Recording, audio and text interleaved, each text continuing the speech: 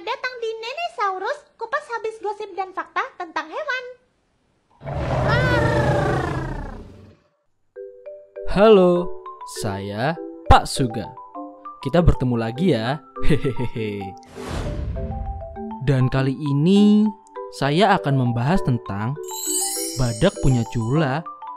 Ngomong-ngomong, kalian tahu nggak kalau dulu itu badak belum punya cula loh?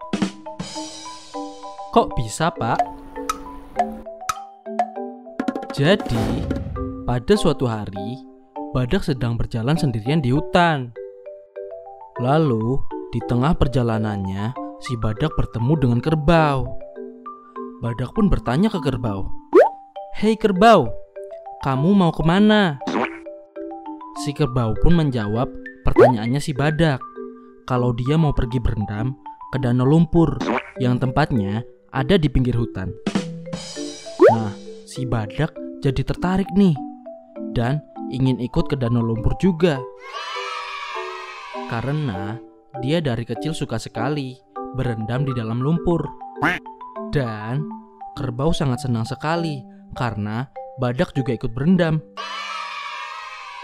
Lalu, badak dan kerbau pergi bersama menuju danau lumpur.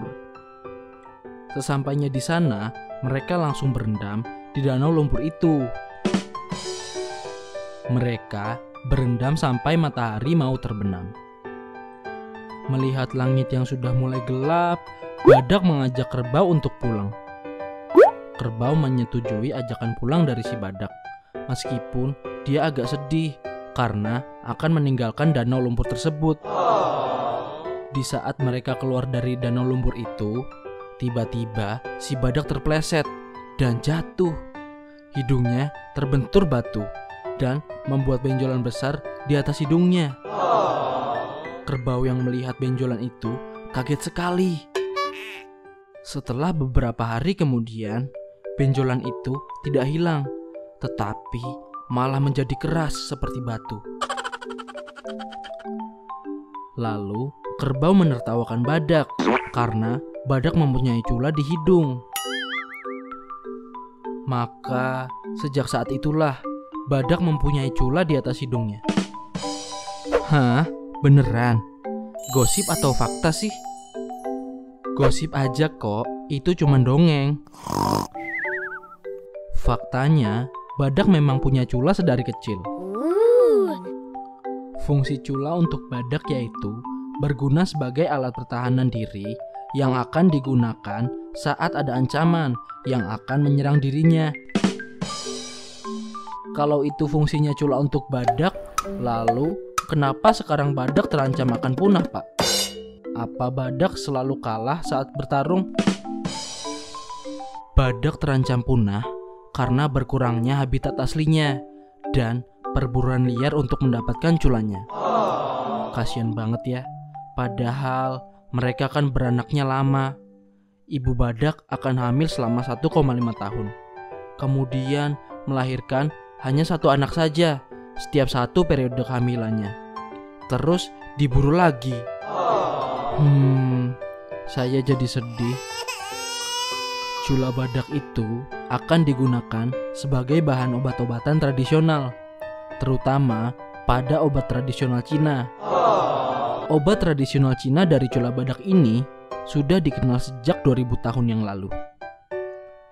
Obat tersebut akan digunakan untuk mengobati demam, rematik, asam urat, dan penyakit lainnya. Bahkan dipercaya untuk menyembuhkan manusia yang kerasukan makhluk halus. Wah, kayaknya mending manggil paranormal aja ya, biar tidak usah menyakiti badak.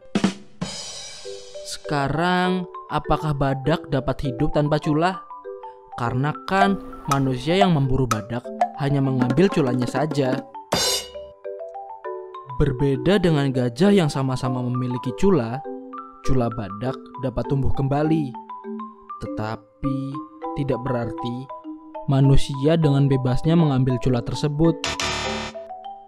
Badak yang hidup tanpa cula, kualitas hidupnya akan berkurang karena badak ini jadi tidak bisa mempertahankan wilayah mereka, serta tidak dapat membimbing anaknya dan menggali air. Oh iya, kalian harus tahu ya, cula dan tanduk itu berbeda loh ya. Kalau tanduk, tumbuhnya pasti sepasang dan tumbuhnya berdampingan di kanan dan di kiri.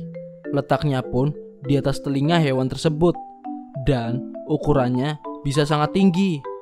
Contohnya seperti pada rusa. Sedangkan cula tumbuhnya bisa 1 atau 2 sekaligus dan berderet dari depan ke belakang, lebih tepatnya di atas hidung. Contohnya adalah seperti badak. Sekarang Pak Suga mau tanya, selain badak dan gajah, hewan apa saja yang bercula? Tulis jawaban kalian di kolom komentar ya. Nah, itu dia gosip dan fakta tentang cula badak. Kalau video ini bermanfaat, jangan lupa untuk like dan share ke teman-teman ya. Thank you and I love you semua makhluk hidup dari Nenisaurus.